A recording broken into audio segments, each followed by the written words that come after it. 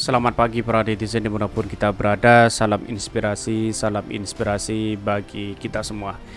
Ini mengingat bahwa apa yang selama ini ya publik sudah tahu. Ada tiga pasangan kalau ingin melihat hari ini ya, Anies Baswedan, Gerindra, Prabowo dan Pak Ganjar ya. Tiga inilah yang kemudian menjadi pertarungan yang sangat sengit begitu ya. Di Pilpres ya disetting dua paslon, dua pasangan ya. Kalau tiga pasangan Anies bisa menang seperti Pilkada DKI Jakarta. Ya bisa saja menang begitu kan. Karena pada hakikatnya ketika Pak Prabowo kalah di putaran pertama, maka otomatis pendukung-pendukung Pak Prabowo akan banyak yang mendukung Anies Baswedan. Tetapi begitu pula sebaliknya ketika Anies Baswedan kalah, maka pendukung-pendukung Anies Baswedan kembali kepada Pak Prabowo. Saya rasa ada plus minusnya di situ begitu. Tapi ingin menarik begitu kan apa yang disampaikan netizen ini begitu ya. Apalagi ya pilihannya adalah tiga orang ini begitu kan ya. Mana kinerjanya yang paling baik dan mana prestasinya yang luar biasa. Publik sudah menentukan siapa mereka begitu ya. Ya kalau tidak punya prestasi ngapain untuk dipilih, kan begitu logikanya aja begitu kan ya. Belum jadi presiden saja sudah merugikan uang negara miliaran begitu kan akibat dampak penolakan terhadap timnas U20, kan seperti logika kita begitu ya. Ini sangat baik ya tulisannya dari politikus Partai Gelora yakni Erizal ya. Ini tiga pasang Anies bisa menang ya. Ini menarik sekali begitu ya. Bahkan catatan demokrasi kita menunjukkan bahwa wah kalau Anies Baswedan ini sangat luar biasa. Tetapi mari kita baca terlebih dahulu komentar-komentar netizen seperti ini. Ini ya komentar-komentar netizen begitu kan. Pilpres disetting dua pasang ya. Kalau tiga pasang Anies bisa menang seperti Pilkada DKI Jakarta ya. Bahkan atau akhirnya Anies tak maju karena berbagai alasan, terganjal atau diganjal atau apapun itu sama, Pilpres sudah selesai. Pura-pura sajalah ya. Itu penulisannya saja dari politikus partai yang wajar ketidaksukaan itu ada emangnya siapa yang nyiting. Ini banyak pro dan kontra begitu ya. Ini mau 10 pasangan gak masalah, yang masalah hutang 7.000 T siapa yang bayar? Saya cuma mau bilang tak ada yang bisa ngalahin settingannya Allah Subhanahu wa taala. Mau 3 atau 4 insya Allah Anies Baswedan ya, putra terbaik bangsa saat ini yang menang ya. Seperti kata buzzer saat ngumpul sambil pakai topi Sinterklas tempo hari.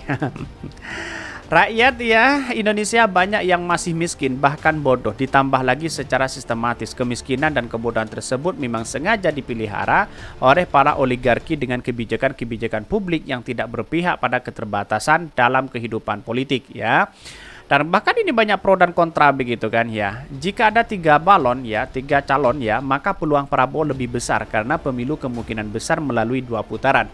Jika hasilnya Ganjar melawan Prabowo ya, maka suara militan Anies akan bermuara ke kubu Prabowo. Jika Prabowo versus Anies, maka suara militan Ganjar akan bermuara kepada Prabowo Subianto. Ya, ini Pak Prabowo harus maju di situ begitu ya. Emang harus 3 pasangan dong, GP melawan PS melawan ABI. Ya takut kalau ABI menang. Ini banyak sekali pro dan kontra begitu. Yang pasti kan ada 4 capres, Anies, Prabowo, Ganjar, dan KPU. Yang menang nanti KPU. Suaranya kemenangannya akan diberikan kepada capres. Wah, ada pro apa maksudnya ini ya? Sistem pada koalisi perubahan kebanyakan ya bug yang tidak bisa diupdate hingga terjadi error di mana-mana ya. Belum lagi virus bernama 212 sulit untuk diantivirus.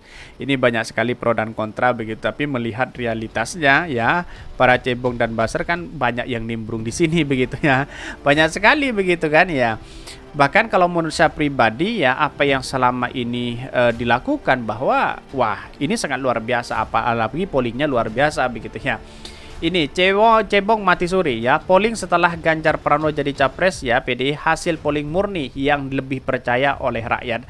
Banyak sekali ini. Tetapi melihat perkembangannya hari ini bahwa Anies Baswedan sangat luar biasa begitu ya. Semua jadi peramal ya. Ada pro dan kontra, tetapi mari kita baca terlebih dahulu beritanya seperti ini. Ini beritanya ya, Pilpres disetting 2 pasang, kubu 3 pasang Anies bisa menang seperti Pilkada DKI Jakarta. Bisa saja menang begitu ya. Ini dikutip dari politikus Partai Gelora ya. Kiranya seorang capres ya, posisi capres sudah penuh. Prabowo, Anies dan Ganjar tersisa posisi cawapres. Ini bisa menarik, bisa juga tidak. Pilih saja tidak ya. Kenapa? Buat apa mikirin cawapres? Namanya saja cawapres. Tentu lebih menarik capres lah ya, kecuali salah satu capres menjadi cawapres ya. Misalnya Prabowo Ganjar atau Ganjar Prabowo, ini tidak sedikit yang bilang Pilpres sudah selesai, siapapun pasangan Anies akan berat kalah ya. Bahkan dia mengatakan kalau akhirnya Anies tak maju karena berbagai alasan, terganjal lah atau diganjal atau apapun itu sama persis ya, Pilpres sudah selesai, pura-pura saja itu ya.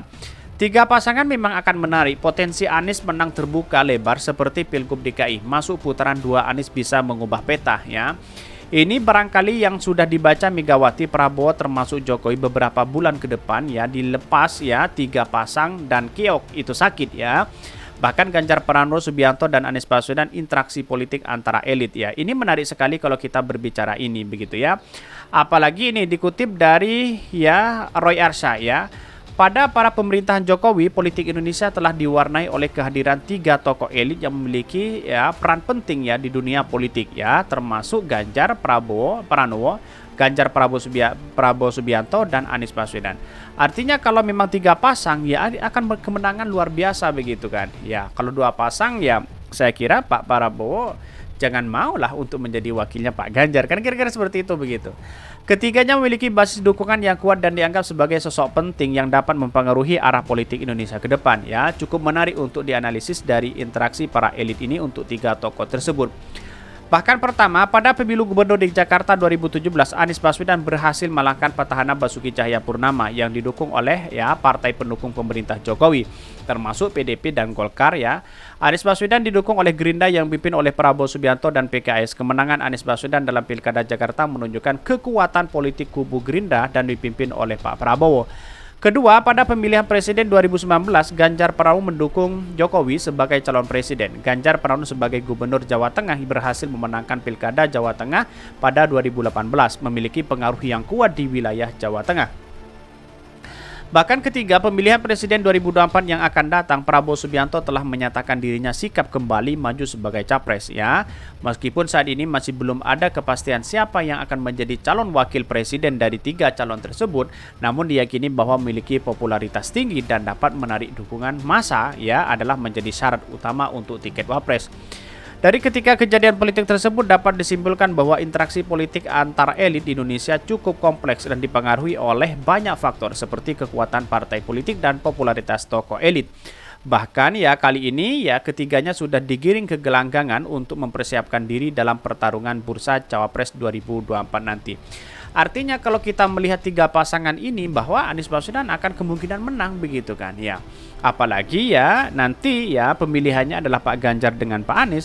Kalau memang Pak Prabowo kalah begitu, pendukung-pendukungnya bisa saja akan kembali atau bisa mendukung Pak Anies Baswedan. Kira-kira seperti itu begitu. Ini sangat menarik kalau kita baca rentetan dari peristiwa ini. Tapi politik kita dinamis begitu kan, tidak mudah bisa ditebak begitu kan. Dulu di apa namanya 3 calon ini memang disebut elektabilitasnya sangat tinggi begitu. Tetapi kalau kita melihat di pekerja atau representasi Anies Baswedan, maka yang lain wah tidak ada apa-apanya begitu kan ya. Anies Baswedan 1 periode aja bisa memimpin ini begitu kan ya. Apalagi Pak Prabowo hanya menjadi menteri pertahanan begitu kan ya. Tetapi untuk berdampak langsung kepada masyarakat itu jauh begitu ya. Oke, mungkin itu yang kami sampaikan. Tonton terus channel Hodari Podcast Rakyat ini karena ada berita-berita menarik dan viral setiap harinya. Salam para netizen, salam inspirasi bagi kita semua. Jangan lupa di subscribe channel YouTube Hodari Podcast Rakyat ini.